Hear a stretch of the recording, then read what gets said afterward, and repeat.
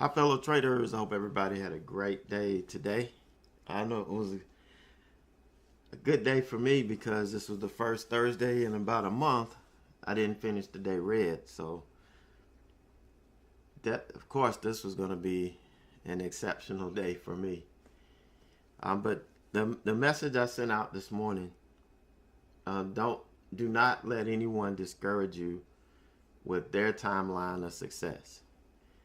Just because someone has done it faster than you or seems to be moving faster than you, none of that even matters.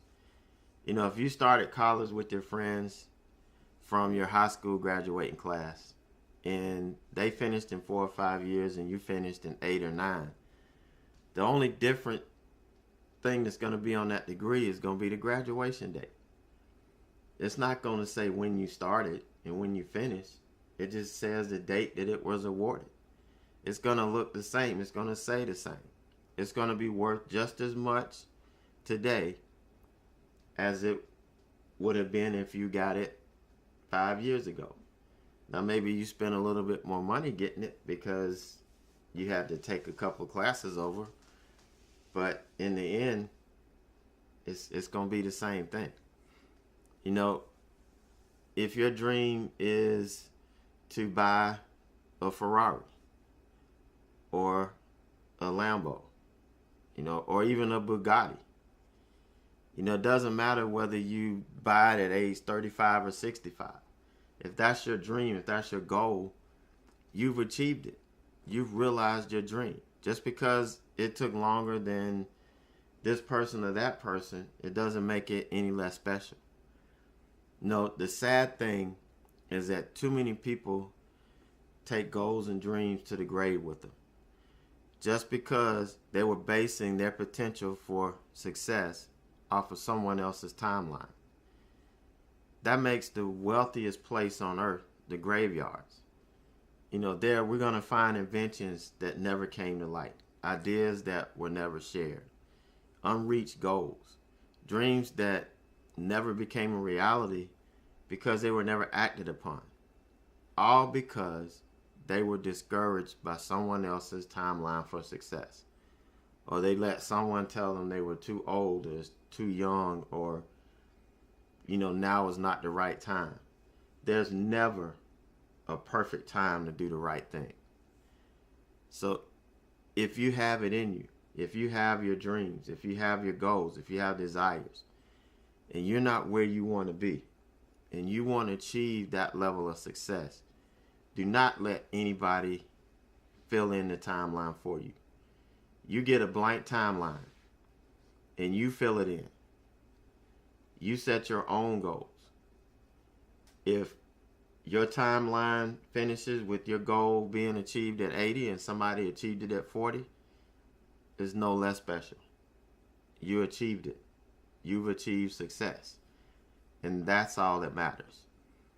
So just remember, do not let anybody's timeline, affect what you do. There's too many fantasy stock traders out here that are influencing people and having them just lose all of their money and say, oh, well, it's, you just didn't study hard enough or you're just not the right person to do it. Anybody can do this if they have the right guidance, if they, focus their energies and their efforts in the right place. You can't, well, I guess there are fantasy football leagues and stuff where you can make money. But most of the kids that play fantasy football or have fantasy basketball teams or baseball teams or golf, you don't make money off of that. It's fantasy. You're living in a fantasy world. And unfortunately, too many traders come in, believe in somebody's fantasy world, and trying to follow them into doing something that they can't even do themselves in the real world. So you cannot let anybody else's timeline, anything anybody else does, affect what you do and your timeline for your success. Just know if you have a goal, you keep going. You keep grinding. the bigger the goal, the harder the grind. And as long as you don't stop and you keep driving forward, you're going to reach it. Now, if you really want to learn what it's like to be a day trader, what you need, what skills you need, then our community is the best place to be. I saw the light through talking to other traders that are in the room, people that I work with, and letting them tell me, what they need. What are they looking for? What's going to help them get to their goals and their dreams faster and more productively. And that's when I came up with just putting everything under one subscription. Let's not say you buy this class, that class, the other class. When you subscribe to the education community, you get everything. You get access to everything. Doesn't matter whether you are a monthly, a quarterly, or yearly subscriber. The only difference is if you subscribe quarterly, you save 23%. If you subscribe yearly, you save 50%. Everybody gets access to the same thing. As long as your subscription is active, you get access. And it's when I had these priced separately, you're talking about $2,148 worth of free classes. And they get updated. They're live classes. Yeah, I do record them, and I put the recordings out there so you can rewatch them and get whatever you need to get out of it over and over again. But they are live classes. And there's live mentoring inside those classes. Just like when you go to class and you have a teacher that's there to answer questions, or they're after class to help you with something that you need help with, that's what this is. You get access to the day trading and the swing trading chat rooms. You get access to both the day trading and the swing trading class and the trading psychology class. That workshop, which I think is worth its weight in gold. So one subscription, you get everything. Now, if you want to go the next step and you do need some extra, one-on-one help, I do have mentoring packages. The individual mentoring one is going to be, you get 3 1-hour sessions. You can break it up into 2 or 3 meetings. During that time, you can come in for a day or two and watch me trade in the chat room live. And I think that's worth its weight too, because you see exactly what happens. When the wheels come off, you see that real time. You see it live. There's no hiding from it. I can't erase what you just saw or what you just heard. It's live and in color, and it's real life. I guess almost like live PD. But you get to see exactly what happens. And, which I think is a good part of the mentoring process.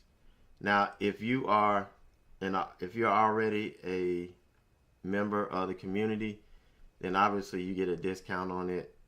The mentoring, the 3-hour add-on would be $200 for all of that. So you do get a big discount on it. The enhanced mentoring is probably the best deal out there. You get 9 hours of one-on-one time. You get a year subscription to the chat room with everything we just talked about. Access to everything. So that's probably the best deal out there. So the way it ends up is you end up getting 9 hours for $200. I mean, that's what it boils down to. So depending on what you want, what your needs are, our number one focus is on education. It's not on selling videos. It's not on selling anything recorded. It's about live interaction. I think that's going to be the best model to help you get to where you need to be. Everybody that's successful had a model of success, had somebody that they were able to watch and see every day how they dealt with this, how they dealt with that. They could pick their brain every day. That's what you get inside our community. So it has, from where it was in January when we first started to where it is now, I think it's improved 1,000%. So if you had checked it out before, it's nothing like it was when you checked it out, in the first couple of months. So it'll be worth coming back, checking it out, and seeing what we've done. Let's get to the good stuff here. So let's go over the trade that I took today. And again, my focus is sticking to the stocks on my watch list and watching them all day and giving them the time to make the moves. And that's what got me to where I am. I kind of lost that because I started chasing and trying to force trades to produce results when actually the results that I needed to produce were teaching you what you need to do to be successful. And that's where this whole big refocus and going back to the basics has taken us. And, immediate success. Immediate success is all I can say. Because we went back to the foundation.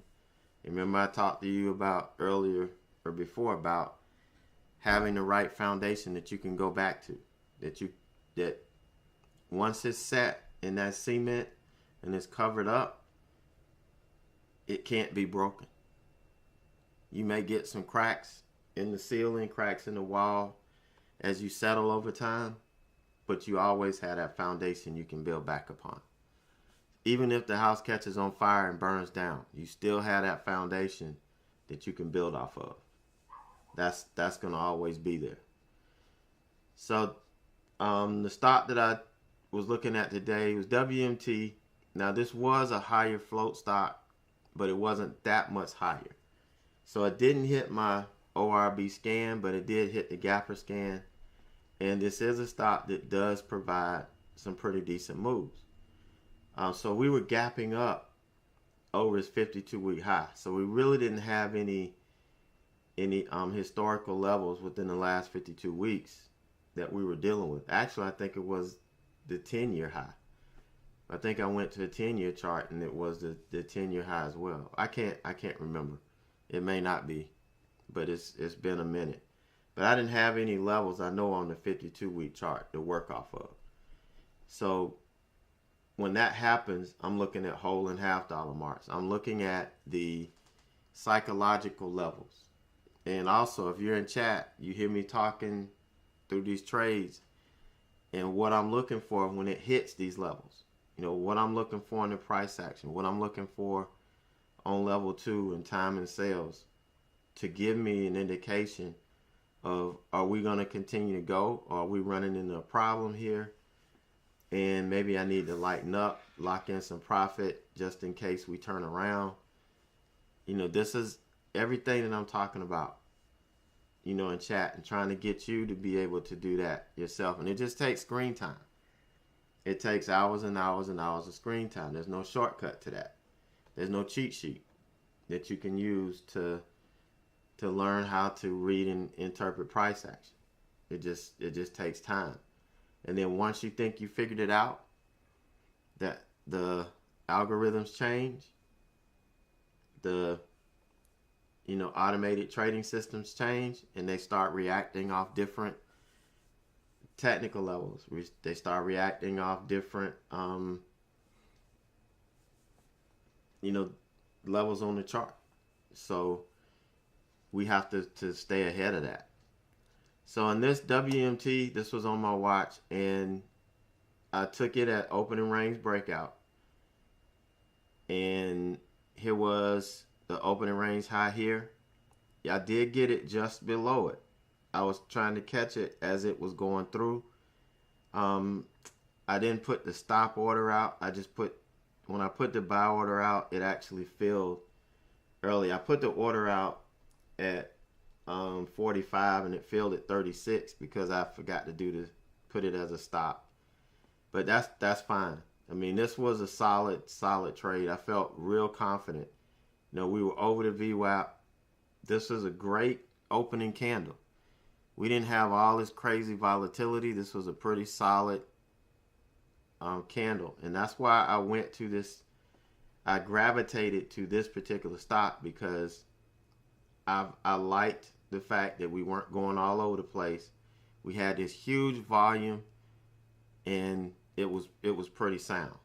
So I got in, took my first profit up here at 96, the whole dollar mark, because when it got here and it came back, I saw it ran into something.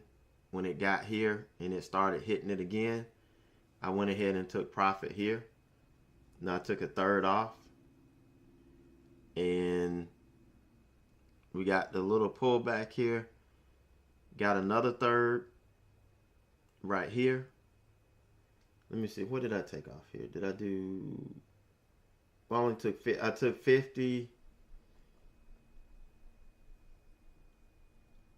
I sold 100 here. Yeah, sold 50 at 96, 55. And then I went ahead and split these two again. So I split it into, let's see, four orders because we were working so good. And I was just reading the price action and following the 9 on up. And I did have an order. My final order was going to be at 98 because I was looking for it to hit 98 and pull back. This is exactly what it did. It just didn't reach 98. So it never did tap that order I had sitting at 98 for the last piece. It pulled back, and once we got below the 9, it hit my profit stop and took me out.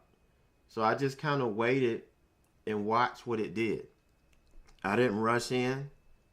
I could have rushed in and jumped in here looking for the continued move up. I just waited. If we broke this, I would have got in on the break. But we sat here. We just kind of geared up. We were consolidating and slowly making higher lows, higher highs. And once we got back up here, I felt confident in taking it. Now, it did take a while for it to break out. I thought we were going to break out on this push here. We didn't. We were still at lunch anyway, so it wasn't until well after 1 o'clock, around 1:30, that this thing actually started to push up. I didn't want to take any here. I wanted to get it a little bit higher, but we were running into some trouble. And so I went ahead and took some off here at 98.52. I wanted to get it at 98.75, but it just wasn't. We weren't really getting there. So I got some off there. I took some more off at 99, which was according to plan. And the rest I was looking for 98, but we just couldn't get it. So I took the rest off here at 99.57. Right before the close. But this was a solid trade. Now the second entry here, I only went in 150 shares because I was still fooling with this BBY, and I didn't get filled on it, and we'll talk about that in a minute. But I never did add back. I really could have added back here, but I just didn't. I went ahead and worked the shares that I did get. So not bad. 356.69. No, not a bad deal. That's not taking commissions off, but commissions today weren't but $54, so not bad at all. I think overall it was 250, 201. Yeah, after we took this BBY loss. And again, this BBY, let's look at this trade. This one was a beautiful opening range breakdown. This was on our watch as well. But this candle here is what made me stick to WMT. That's number one reason why I went to WMT. But I could only take 200 shares because of the buying power deal. But you know, this I could have gotten 400 shares in easy and made a real good clip. But this one candle kind of threw me for a loop and sent me to the one that was a lot easier to trade. But this one was solid. You know, we had some people in the room catch it. So I waited for it to pull back.